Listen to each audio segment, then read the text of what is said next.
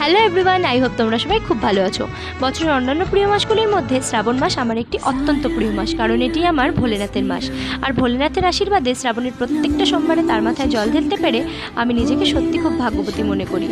প্রথম সোমবারে তার মাথায় জল ঢালার পর গিয়েছিলাম একটি গৃহপ্রবেশে, আর সেই বাড়িতে ছিল সেদিনকা বাবুসাইয়ের মূর্তি স্থাপন। আর কি বেশ আনন্দই হয়েছিল। এরপর দেখতে দেখতে সারা সপ্তাহ কেটে যায় এবং দ্বিতীয় সোমবারও চলে আসে। এর মধ্যেই একদিন গিয়েছিলাম রাধা মাধবের দর্শন করতে। জানো তো, তখন আমার ডিএলএড পার্ট 1-এর এক্সামের জন্য প্রিপারেশন নিতে হচ্ছিল, কারণ তখন সামনে এক্সাম ছিল।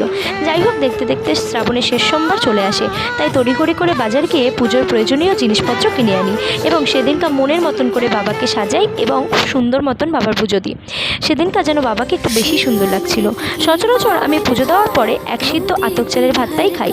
সেদিন পাড়ার মন্দির ছাড়াও আরও পাশের ভারত সেবাশ্রমেও গিয়েছিলাম দেখতে।